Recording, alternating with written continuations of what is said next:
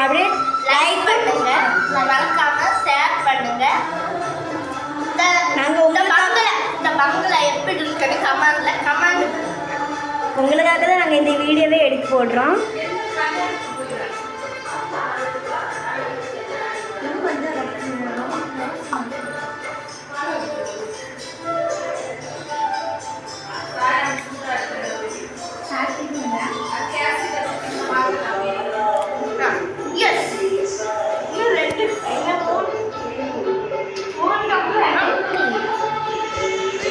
அழகா இருக்கா பாருங்க. இதுக்கு லைக்கும் ஷேர் கண்டிப்பா பண்றேங்க.